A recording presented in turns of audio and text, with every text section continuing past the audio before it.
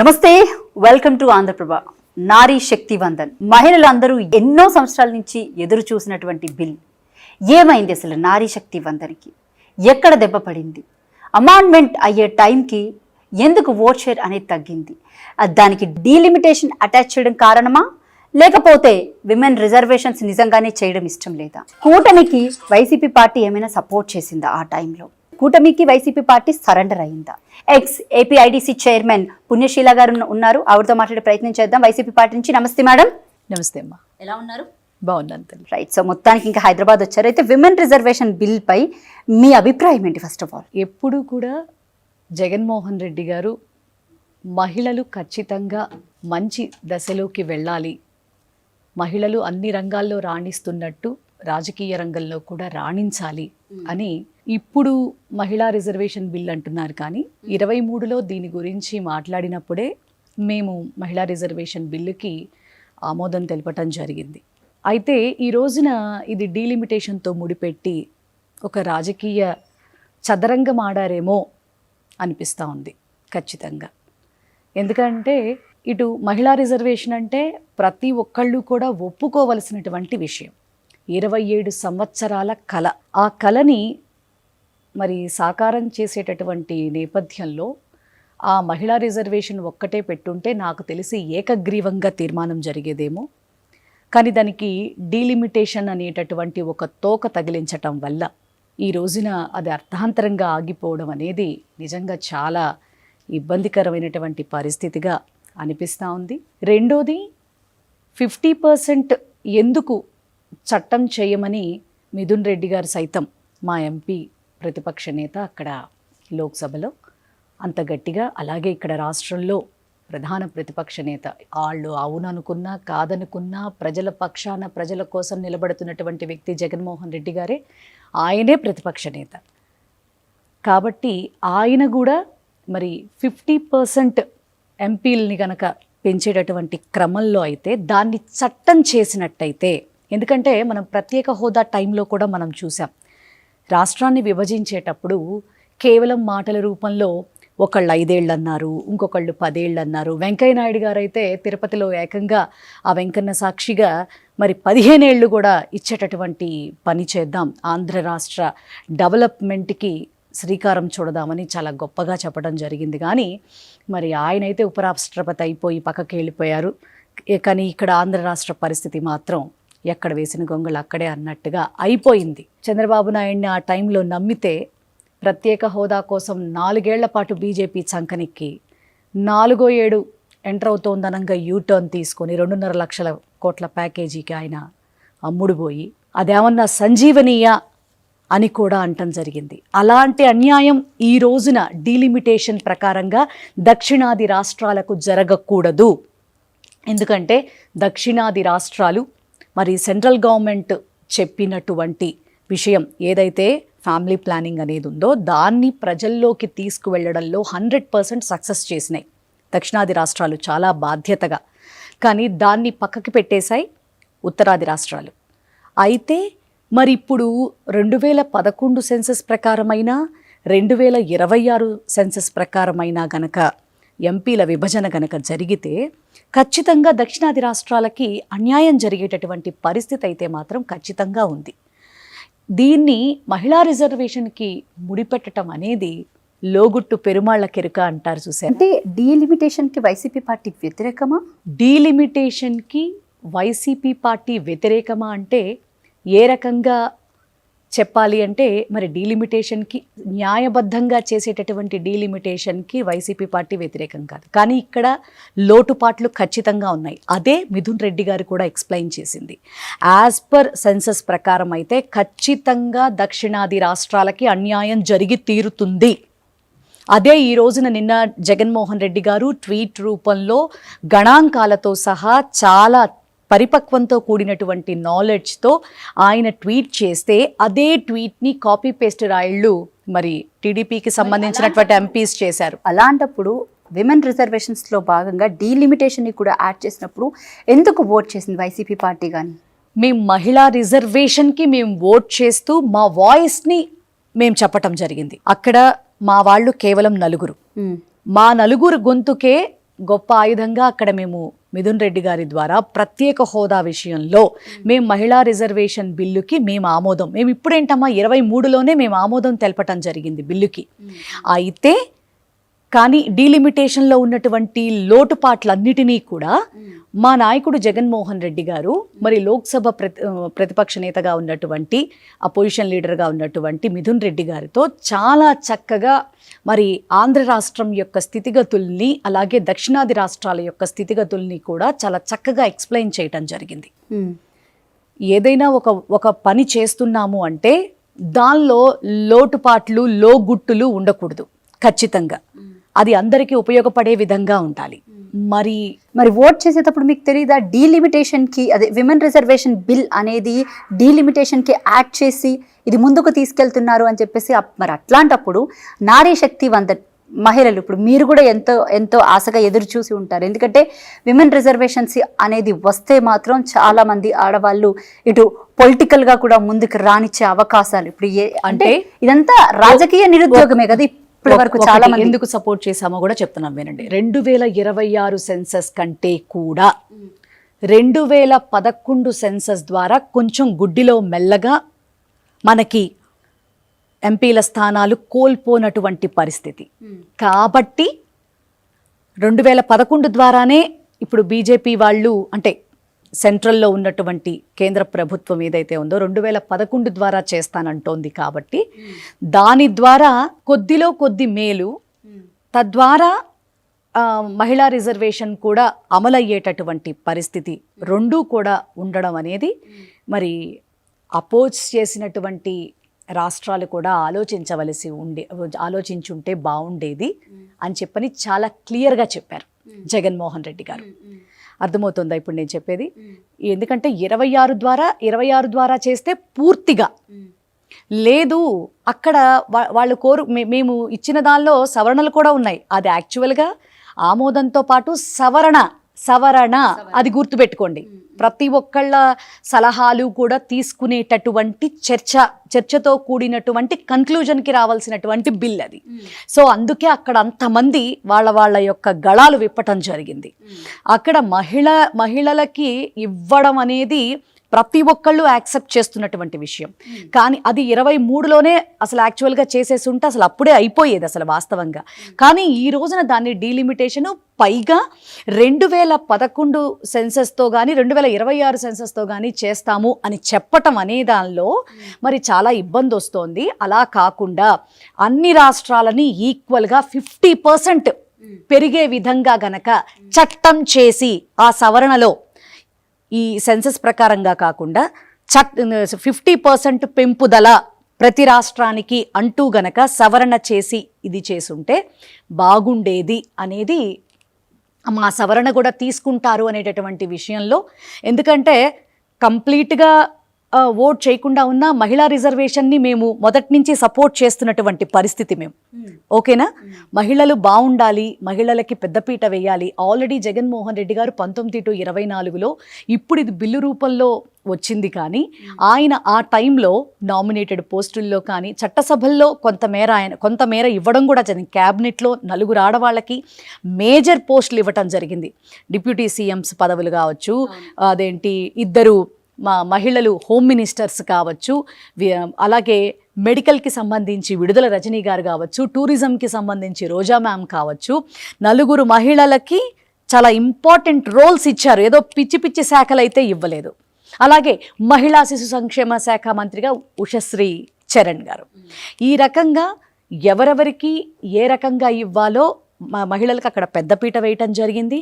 రెండోది మీరు చూసుకుంటే గనక జనరల్ రిజర్వేషన్స్లో కూడా ఈ మేయర్లు, డిప్యూటీ మేయర్లు, అలాగే ఈ ఎస్సీ ఎస్టీ బీసీ మైనారిటీస్కి సంబంధించినటువంటి మహిళలకి ఇంపార్టెన్స్ ఇస్తూ అక్కడ కూడా 50% కంటే ఎక్కువగా ఈ పదవుల్లో కూడా జగన్మోహన్ రెడ్డి గారు మహిళలకి ఇంపార్టెన్స్ ఇవ్వడం జరిగింది. అలాగే స్టేట్ వైడ్ మరి ఇప్పటి వరకు కూడా చరిత్రను చెప్పుకోవాలి.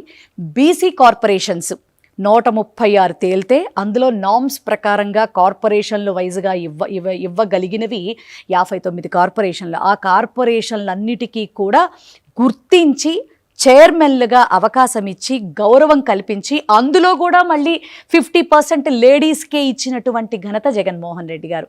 అలాగే గవర్నమెంట్కి సంబంధించినటువంటి, ఇప్పుడు నేను ఏపీ ఐడీసీ, ఈ టైప్లో గవర్నమెంట్కి సంబంధించినటువంటి కార్పొరేషన్స్లో కూడా 50% మహిళలకి ఇచ్చినటువంటి సందర్భాలు. అంటే లీస్ట్ కేసులో ఇప్పుడు బేసిక్గా వైసీపీ పార్టీ ఇంకొక 6 నెలల్లో సంవత్సరంలో దిగిపోతుందనగా ఆ టైంలో మహిళలకి ఎక్కువగా ఈ కార్పొరేషన్ పదవులు కానివ్వండి ఇలాంటివన్నీ కూడా కట్టపెట్టారన్న ఆరోపణ ఎక్కువగా ఉంది. దాని మీద మీ అభిప్రాయం ఏంటి? చాలా తప్పు. 21లో మాకందరికీ ఇవ్వడం జరిగింది. కొంత ఉమెన్ కమిషన్ అయితే అసలు 2019 నాకు తెలిసి ఆగస్టులోనే అనౌన్స్ చేశారు ఉమెన్ కమిషన్ అయితే. ఈ లెక్క అసలు మరి క్యాబినెట్ 1 monthలోనే కంప్లీట్ అయింది. మినిస్టర్స్ని అదే కదా, మినిస్టర్స్ అంటే క్యాబినెట్టే కదా, మరి 1 monthలోనే అయింది. మరి అప్పుడు ఇచ్చిన వాళ్ళందరికీ మరి అప్పుడు ఇచ్చారు. మరి ఆ టైంలోనే కదా, ఆ సంవత్సరం నవంబర్కి వచ్చేటప్పటికే కదా బీసీ కార్పొరేషన్స్ ఇచ్చేసింది. 5 ఏళ్ళు పనిచేసిన వాళ్ళు ఉన్నారు కదమ్మా. నేను 2021లో నేనయ్యాను. నాలాగా ఎంతమంది నా టైంలో లిటరల్లీ అఫీషియల్లీ అంటే బీసీ కార్పొరేషన్స్ అన్న అధికారం చేపట్టిన 4 నెలల్లోనే బీసీ కార్పొరేషన్లు 59కి ఇచ్చేశారు. ఇచ్చేసిన దానిలో సగం లేడీస్కే ఇవ్వడం జరిగింది. ఆ తర్వాత మరి మేయర్స్ 2021లో మున్సిపల్ ఎలక్షన్స్ జరిగినాయి. మరి అక్కడ కూడా ఆరోపణలు ఎప్పుడు ఆరోపణలుగానే ఉంటాయమ్మా, నిజాలు అనేవి నిక్కచ్చిగా ఉంటాయి. ఎందుకంటే ఆ పదవులు అనుభవించినటువంటి మేము సాక్షులం కదా. ఎందుకంటే మేము అఫీషియల్లీ మా సైన్స్తో కూడినటువంటివి గవర్నమెంట్లో రికార్డెడ్గా ఉంటాయి కదా, మీరు వెళ్ళి చూసుకోవచ్చు. ఒక చిన్న ఆర్టీఏ పడేయండి. జగన్మోహన్ రెడ్డి గారి టైంలో mayors, deputy mayors, nominated works, nominated posts ఎంతమందికి ఇచ్చారు, క్యాబినెట్లో ఎంతమంది లేడీస్ ఉన్నారు, మినిస్టర్స్గా ఎంతమంది లేడీస్ ఉన్నారు, డిప్యూటీ సీఎంస్ ఎంతమంది లేడీస్ ఉన్నారు, ఈ లెక్కలో ఒక చిన్న ఆర్టీఏ పడేయండి. 90-24 మేము మాటలు చెప్తున్నామని మీరు అనుకుంటున్నారు, ఆరోపణలని మీరు చెప్తా ఉన్నారు. మీకు ఒక క్లారిటీ వచ్చేస్తుంది కదా. రైట్. అయితే ఇప్పటి వరకు చంద్రబాబు నాయుడు నేషనల్ లెవెల్లో చక్రం తిప్పుతారనే పేరుంది తప్ప ఈ బిల్లు విరిగిపోవడానికి గల కారణం అంటే బేసిక్గా ఫెయిల్యూర్గా చూడొచ్చా లేకపోతే ఎలా చూడొచ్చు అంటారు? అంతే కదా, 100% ఫెయిల్యూరే కదా. అంటే మీరు సపోర్ట్ చేసినప్పుడు మరి వాళ్ళు సపోర్ట్ చేసినప్పుడు అది ఫెయిల్యూర్ ఎలా అవుతుంది చెప్పండి. మీకు ఒక మాట అయితే చెప్తున్నాం మేము.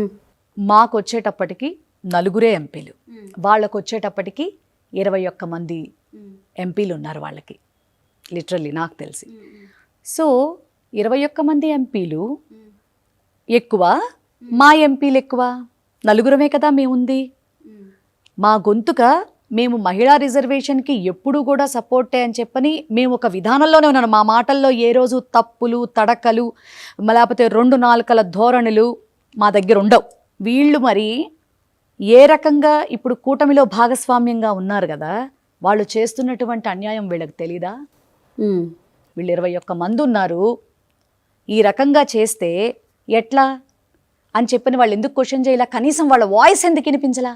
అదొక్కటి చెప్పండి. మీరు ఈ రకమైనటువంటి డీలిమిటేషన్ దీనికి లింకు పెట్టారు కదా, అట్లీస్ట్ ఆ శబరి గారిని తీసుకుంటే జగన్మోహన్ రెడ్డి గారిని తిట్టడమే పరమావధిగా కూర్చుంది. అసలు మా టైంలో అసలు ఆడవాళ్ళకి ఎంత ద్రోహమో జరిగిపోయిందట.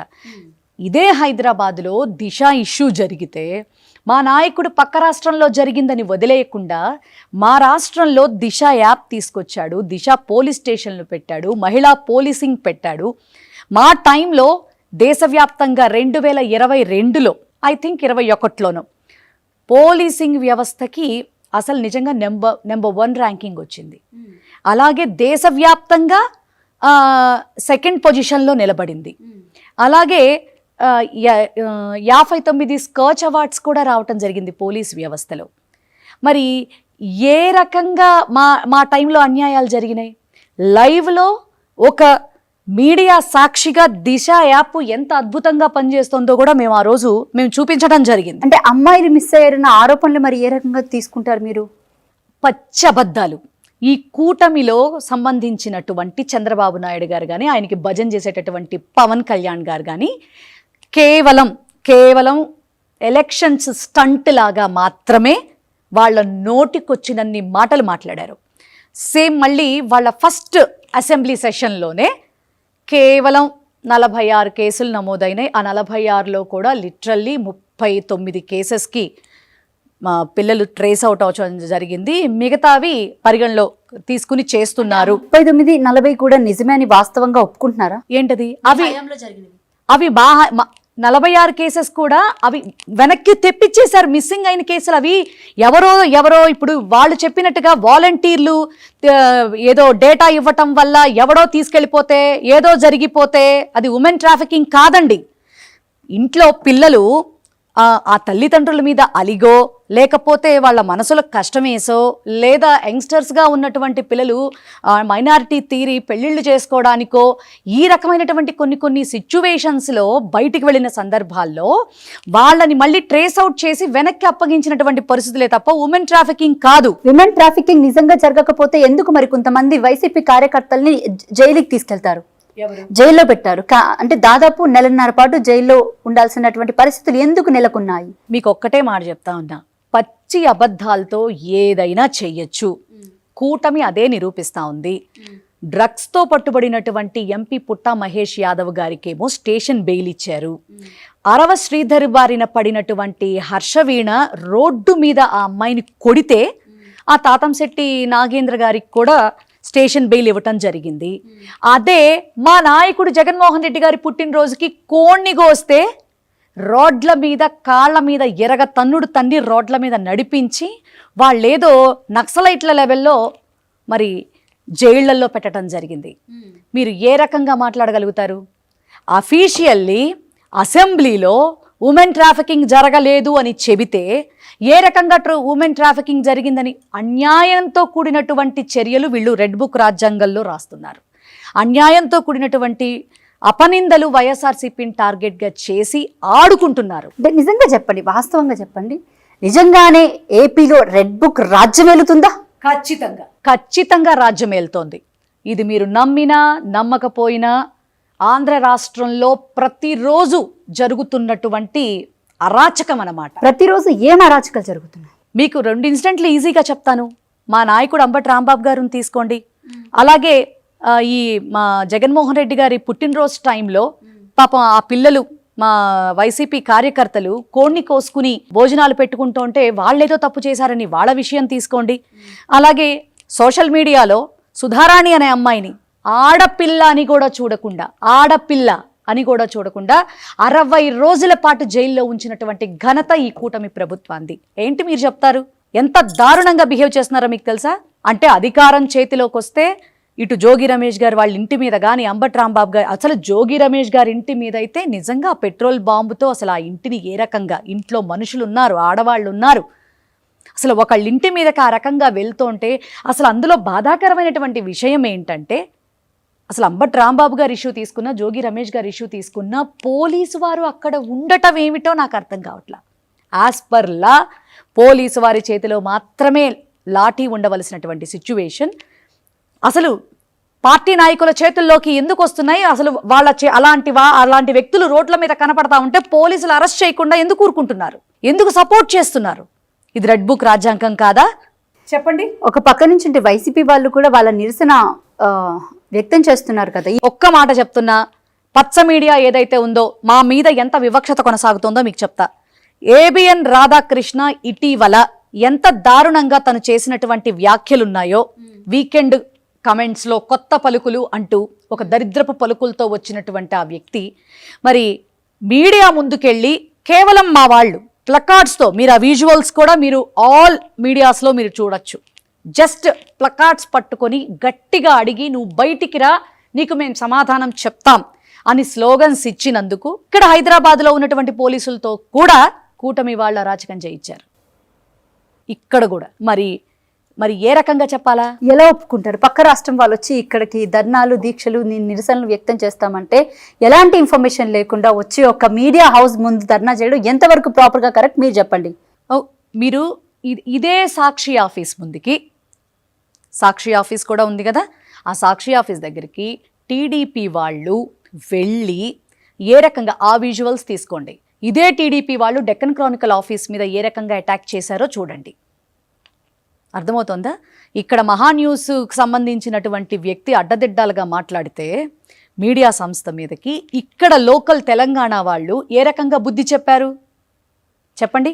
మేము ఇక్కడికి వచ్చి ఏ ధర్నాలు రాస్తారోకోలు మేము ఏమీ చేయలా, మాకు సమాధానం చెప్పు. ఎంత దారుణమైనటువంటి మాటది. మీ నాయకుడు నందంటే నంది, పందంటే పంది అనేటటువంటి సిచ్యువేషన్లో మీ భార్యలు మీ భార్యలు కాదు మీ చెల్లెళ్ళు అని చెప్పగానే మీరు వెళ్ళి ఇంకోళ్ళకి వాళ్ళని అప్పగించే వెన్నుముక్క లేని బ్యాచ్. అంటే నువ్వు మా నేతల్ని అవమానించావు, నేతల భార్యల్ని ఏ రకంగా. ఇప్పుడు మీ మీడియా సాక్షిగా నేను అడుగుతా ఉన్నా, ఇప్పుడు ఎవరి భార్య అయినా సరే, రాధాకృష్ణ అవ్వచ్చు, ఇంకోళ్ళు అవ్వచ్చు, ఎవరి భార్య అయినా సరే చెల్లెలనుకుని పక్కవాడికి అప్పగించడం అంటే ఏంటి? నువ్వెంత స్టైలిష్ లాంగ్వేజ్లో మాట్లాడినా అది ఎంత తప్పుడుతనంతో కూడినటువంటి మాట. ఎవరిని పట్టుకుని మాట్లాడతావు నువ్వు?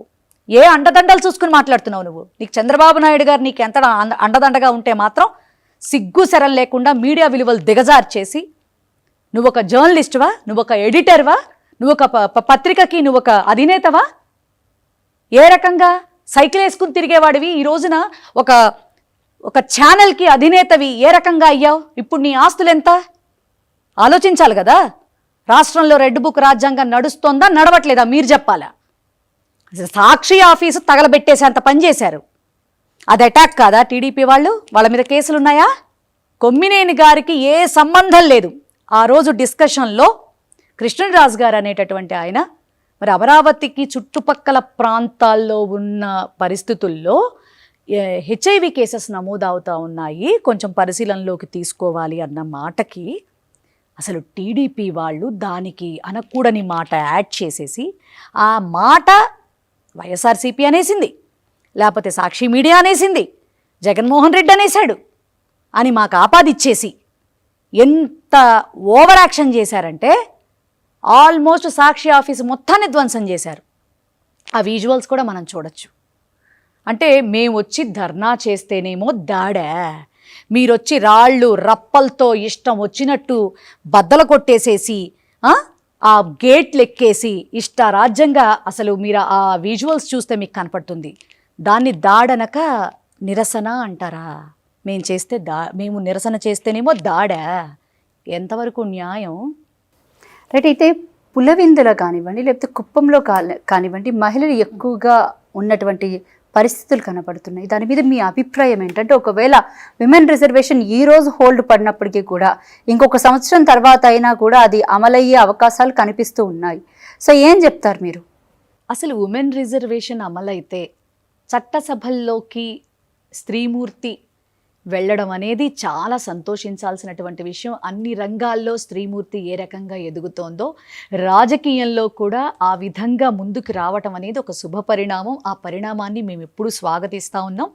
ఖచ్చితంగా కూడా ఒక కుప్పం, ఒక పులివెందులే కాదు, మీరు అది ఏ ఉద్దేశంగా మీరు ఆలోచించి మీరు నన్ను నాకు క్వశ్చన్ వేశారో తెలియదు, కానీ ఆంధ్ర రాష్ట్రంలో ప్రతి నియోజకవర్గంలో కూడా మరి ఎంతోమంది మహిళలకి అవకాశం వచ్చేటటువంటి సందర్భం ఇది. అంటే ఆ నోట ఈ నోట బేసిక్గా ఇటు కుప్పం కానీ లేకపోతే ఈ పులివెందుల కానీ మహిళా రిజర్వేషన్లోకి కోటాలోకి వస్తే పులివెందుల నుంచి భారతమ్మ గారిని, అలాగే కుప్పంలో నుంచి నారా భువనేశ్వర్ గారిని బరిలోకి దింపబోతున్నారు అనే వార్తలు ఎక్కువగా వినిపిస్తున్నాయి. నేను ఒక మాట అడుగుతామ్మా, ఇది ఇర్రెస్పెక్టివ్ ఆఫ్ పార్టీస్, నేను మిమ్మల్ని నేను ఎదురు క్వశ్చన్ చేస్తా ఉన్నా. నేను అటు చంద్రబాబు నాయుడు, ఇటు జగన్మోహన్ రెడ్డి గారు కదా.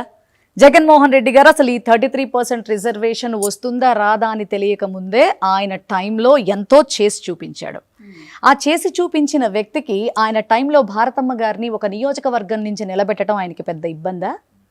సరే, మొన్న 165 సీట్లతో మరి చంద్రబాబు నాయుడు ఆళ్ళ కాళ్ళు గడ్డం పట్టుకుని ఏ రకంగానో గెలిచి ముఖ్యమంత్రి అయ్యాడు.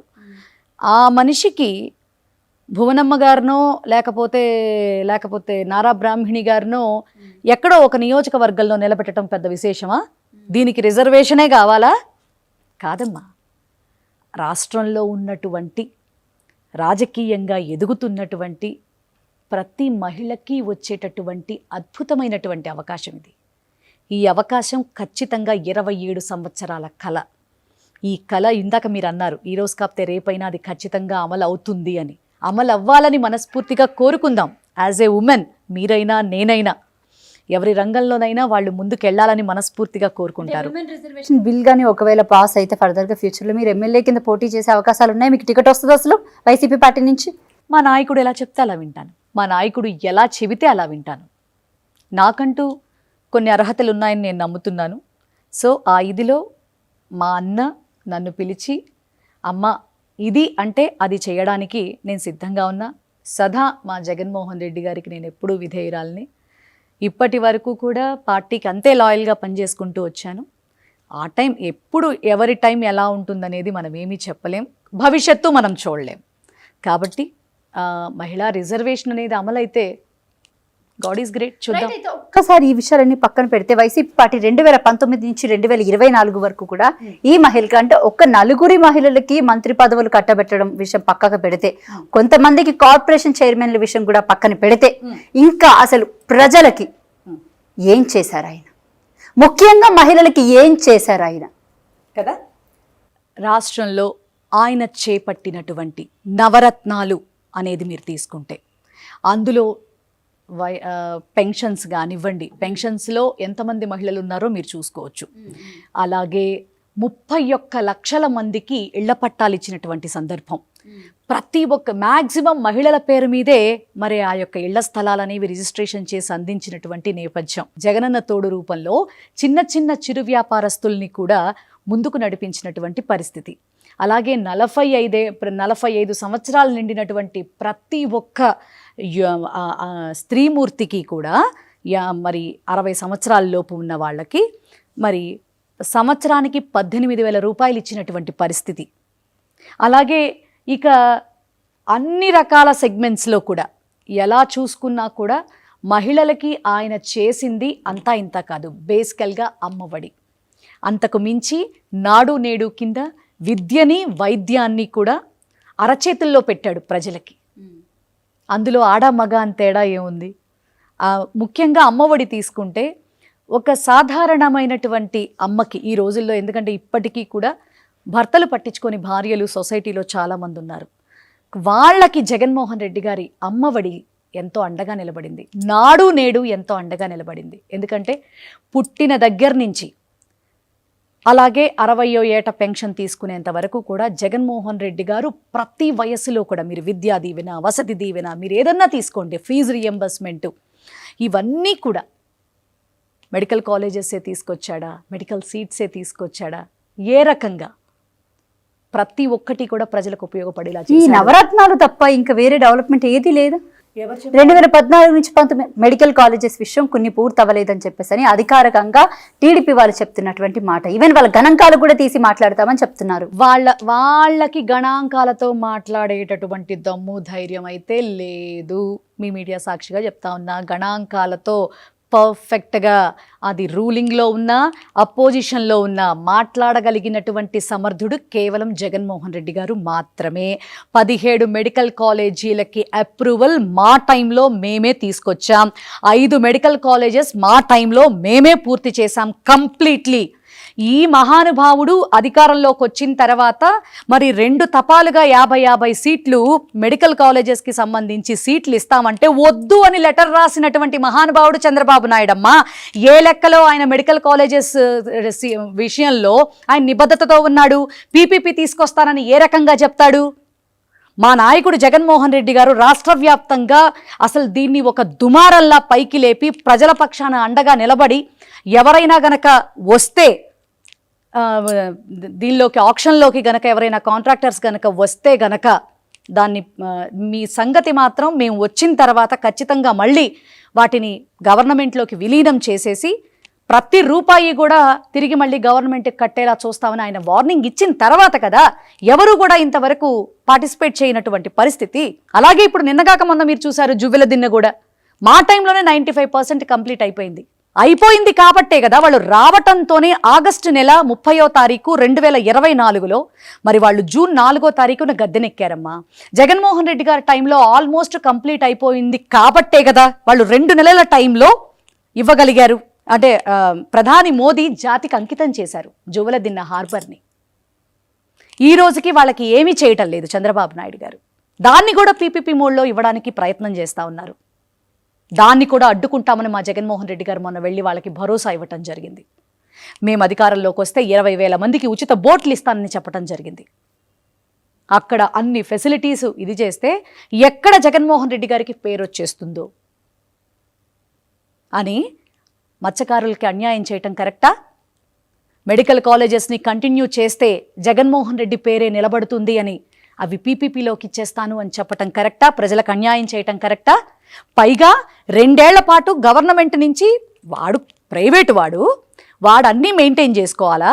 కానీ వాడేదో ఇక్కడికి వచ్చి కష్టపడిపోతున్నట్టు. ఎందుకంటే గవర్నమెంట్ స్థలాలు, గవర్నమెంట్ భవనాలు అవి కంప్లీట్ చేసుకోవడానికి అతనికి మళ్ళీ ఇన్సెంటివ్స్ అంట.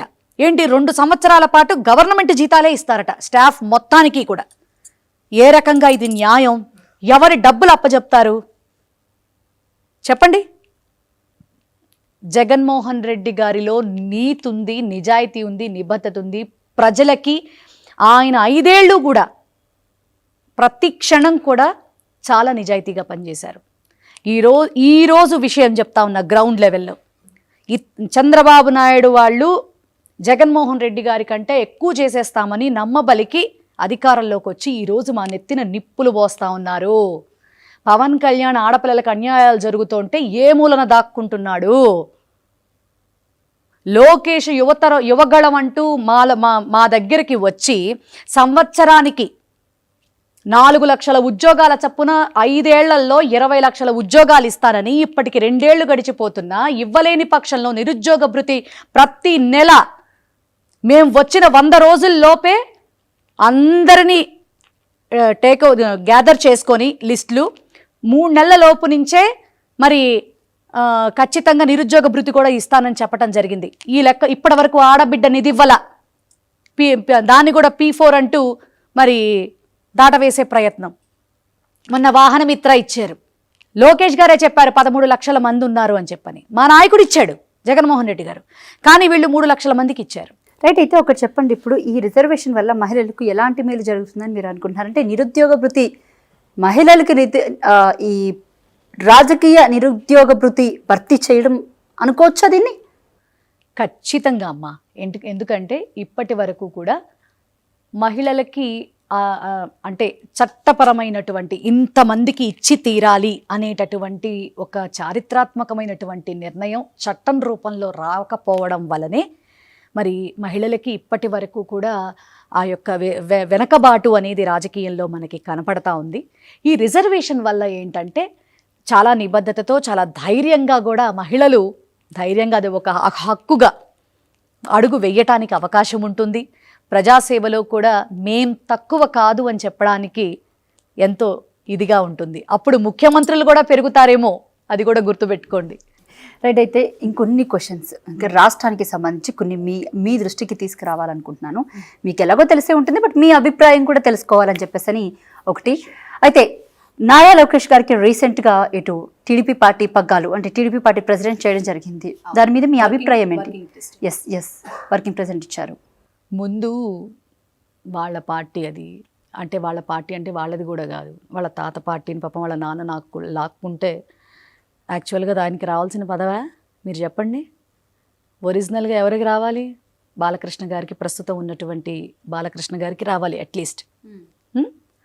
ఆయనకి ఎప్పుడు నారా చంద్రబాబు నాయుడు గారు కాకపోతే లోకేష్ గారా? ఆ రోజున తెలుగుదేశం పార్టీ ఒకానొక గెలుపుకి మరి ఎన్టీఆర్ గారు జూనియర్ ఎన్టీఆర్ గారు ఎంతో దోహదం చేశాడు. చివరికి ఆయనకి మిగిలిందేంటి? వాళ్ళ తల్లిని ఒక ఎమ్మెల్యే పట్టుకొని తిడితే కనీసం చంద్రబాబు నాయుడు గారు ఖండించలేనటువంటి పరిస్థితి, లోకేష్ ఖండించలేనటువంటి పరిస్థితి. ఇటువంటి వ్యక్తి పార్టీకి ఏం చేయగలుగుతారు? ప్రజలకు ఇచ్చినటువంటి మాటల్లో ఇప్పటి వరకు ఎన్నో విషయాల్లో కూడా వాళ్ళు ఫెయిల్యూర్. ఏం చేయగలుగుతారు వాళ్ళు? ఆయన వర్కింగ్ ప్రెసిడెంట్ అయితే ఏంటి, లేకపోతే ఇంకో ప్రెసిడెంట్ అయితే ఏంటి? అంటే బాలకృష్ణ గారికి అన్యాయం జరిగిందని అంటున్నారు మీరు. ఇప్పుడేంటి, ఎప్పుడో జరిగింది. నందమూరి తారక రామారావు గారు ఉండగా హరికృష్ణ గారు నాయకుడు. అంటే మీరు కొన్ని వీడియోస్ నేను చూపించదలిచాను. ఒక్క నిమిషం, నాకు టైం. చంద్రబాబు నాయుడు గారు ఎవరెవరు ఏంటేంటి పరిస్థితి అనేది ఒకసారి చూడండి. ఆ రోజున తండ్రిని జైల్లో పెట్టి అన్నని చంపించాడు ఔరంగజీబ్ అన్నాడు. ఈనాడు అదే విధంగా చంద్రబాబు నాయుడు ఏ విధంగా విధంగా తన తండ్రి లాంటి ఎన్టీ రామారావుకి ద్రోహం చేశాడు కేవలం పదవి కోసం. నేను ఎన్టీ రామారావు గారి దగ్గరికి వెళ్ళి నన్ను ఏం చేయమంటారు అనగానే ఆయన ఒకసారి నా వెంకట్లా చూసి హరికృష్ణ గారు లీడర్ అంటే ఆయన అన్న మాట వినిపించండి. కోఆపరేట్ చేయమని హరికృష్ణ నాయకుడు అని చెప్పాడు. వాడు ఒక ముద్దులు ఒక ముద్దంటే మన నెత్తిమే పెడితే మనం మొయ్యాలా అన్నాడు. చంద్రబాబు ఉద్యమం చేస్తుంటే వంగవీటి రంగా గారిని కూడా తెల్లవారుజామున పొట్టలు పెట్టుకుని నీ పార్టీ కాదని చెప్పని కూడా చంద్రబాబుని మేము అడుగుతున్నాం. చంద్రబాబు అనే ఒక పనికి మాలిన ఎదవా నా తండ్రిని 1988లో రంగా గారిని పొట్టలు పెట్టుకుని తెలుగుదేశం పార్టీ కాదని చెప్పని మిమ్మల్ని అందరినీ అడుగుతున్నాను. ఏంటంటే గుంటూరు జిల్లాలో నన్ను, కృష్ణా జిల్లాలో రంగాన్ని ఇద్దరిని ఎలిమినేట్ చేయాలనేటువంటిది చాలా మాక్సిమం ప్రయత్నం. భౌతికంగా మిమ్మల్ని ఈ రకంగా ప్రతి ఒక్కళ్ళకి కూడా గౌరవనీయులు పెద్ద ఆయన నందమూరి తారక రామారావు గారి దగ్గర పార్టీ లాక్కోవటం దగ్గర నుంచి కూడా మీరు చూస్తే ఒకవేళ జూనియర్ అంటే హరికృష్ణ గారిని ఆయన పెద్దగా ఎదగనివ్వాల. బాలకృష్ణ గారు ఇప్పటికీ ఆయన కూడా ఇప్పుడు సీనియర్ ఎమ్మెల్యేనే కదా. సో ఈ టర్మ్ కనీసం అమ్మ క్యాబినెట్లో ఆయనకి అవకాశం ఇచ్చారా? అది ఇవ్వాలా? వర్కింగ్ ప్రెసిడెంట్గా బాలకృష్ణ గారికి ఇస్తే తప్పేంటి? ఎందుకు వైసీపీ పార్టీ వాళ్ళు దీని మీద స్టాండ్ తీసుకోవట్లేదు? ఎందుకు ఇక్కడ మాట్లాడట్లేదు మరి ఈ విషయాలన్నీ? ముఖ్యంగా వాళ్ళ పార్టీ గురించి మాకెందుకమ్మా? మాకు సమయం వచ్చినప్పుడు మేము ఖచ్చితంగా ప్రశ్నిస్తాం. అంతేగాని వాళ్ళ పార్టీలో వాళ్ళు ఎవరికి ఇచ్చుకుంటారో ఏం చేసుకుంది వాళ్ళ స్టాండర్డ్స్ అవి ప్రజలు చూస్తారు కదా.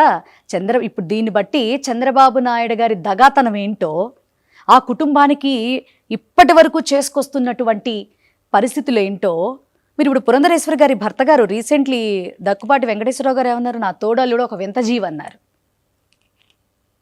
మనమేమనక్కర్లే.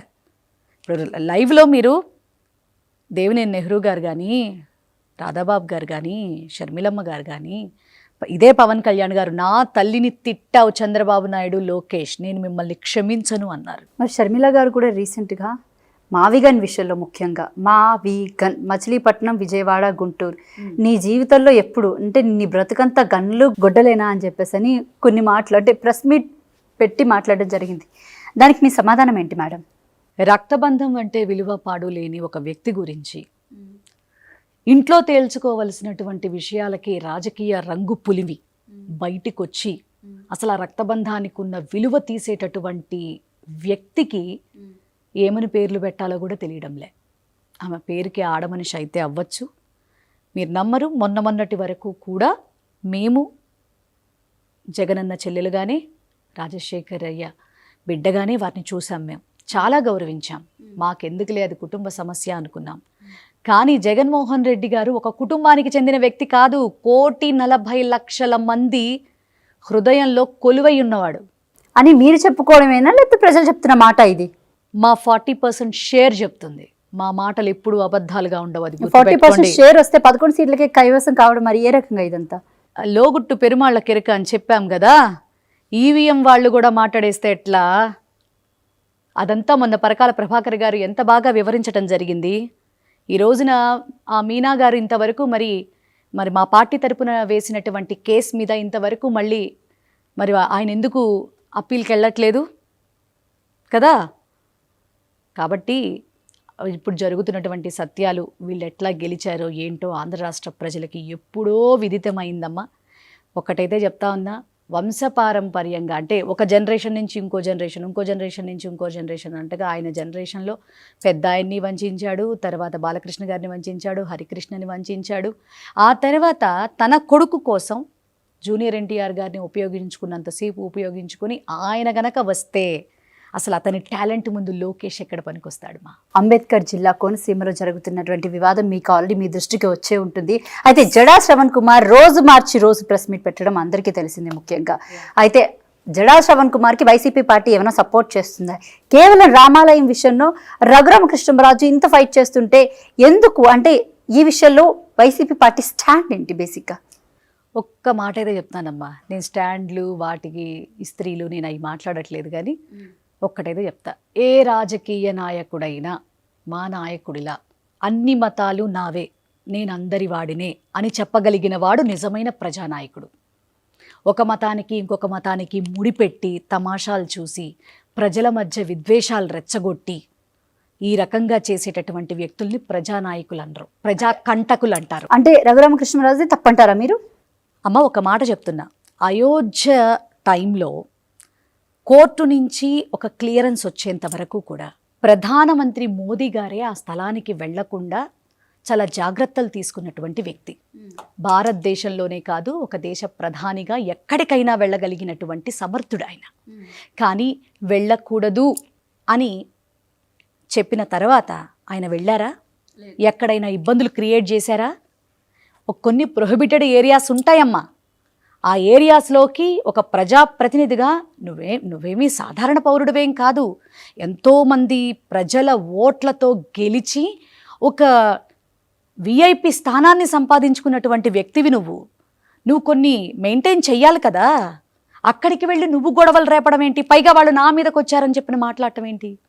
అసలే సుప్రీంకోర్టు దళితుల పక్షాన ఆల్రెడీ అది ఎప్పుడో వచ్చిందే, కానీ మళ్ళీ అదే రిపీట్ అవ్వటం వల్ల కొంతమంది చాలా ఇబ్బంది పడుతున్నటువంటి పరిస్థితులు.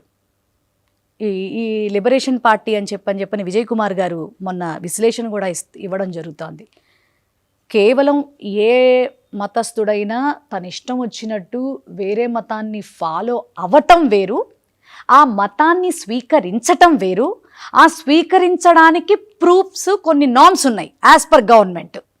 అలా ఉన్నప్పుడే అతను దళితుడు కాదు అనేటటువంటి మాట వస్తుంది. కాబట్టి ఈ విషయంలో కన్ఫ్యూజ్ అవ్వద్దని కూడా వారు విశ్లేషణ ఇవ్వడం జరిగింది. మనకు తెలిసిన అరాకొరా జ్ఞానంతో అనవసరంగా ఒక ప్రజానాయకుడిగా నువ్వు ఉండి తెల్లారు లేస్తే మళ్ళీ ఎలక్షన్ వస్తే ఏ మొహం పెట్టుకుని వాళ్ళ దగ్గరికి వెళ్ళి ఓట్లు అడుగుతావు నువ్వు? చెప్పు, తప్పు కదా, అలా చేయకూడదు కదా.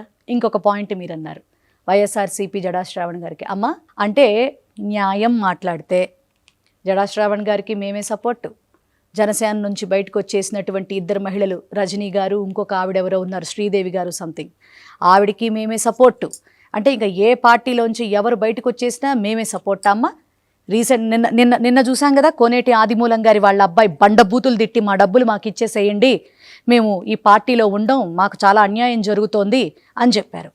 వాళ్ళకి వైఎస్ఆర్సీపీ పార్టీ సపోర్ట్ అమ్మ చెప్పండి. కొలికిపూడి శ్రీనివాసరావు గారు, నేను వచ్చింది జగన్మోహన్ రెడ్డి గారిని తిట్టడానికి కాదు, ఆ టైం అయిపోయింది, అధికారం ప్రజలు నాకు ఓట్లేసి ఒక అధికారం ఇచ్చారు, నేను ఇప్పుడైతే ఆయన్ని తిట్టడం కాదు, నా ప్రజా సమస్యలు తీర్చడానికి నేను ఎమ్మెల్యేగా ఉన్నాను ఇక్కడ అని చెప్పాడు. మరి ఆయనకు కూడా వైఎస్ఆర్సీపీయేనా అమ్మ?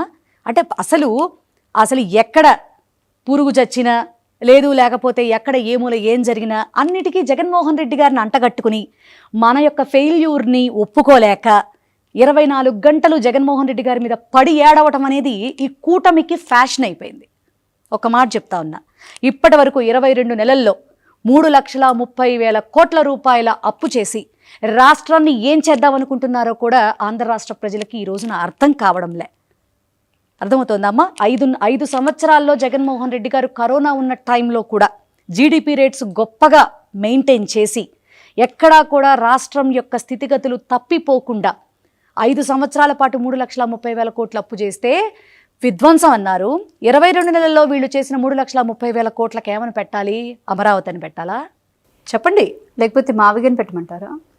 మావిగన్ అనేది ఖచ్చితంగా అమరావతి కూడా అందులో ఒక భాగమే అన్నటువంటి విషయం మీరు గుర్తించాలి. హయాంలో మావిగన్ ఎందుకు తీసుకురాలేకపోయారు? అమ్మ మేము ఒక మాట చెప్తా ఉన్నాం, ఒక మాట చెప్తాం. మరి ఏమో వైజాగ్ అన్నారు, కర్నూలు అన్నారు, దాని తర్వాత తల్లి ఒక్క మాట నన్ను కంప్లీట్ చేయనివ్వండి.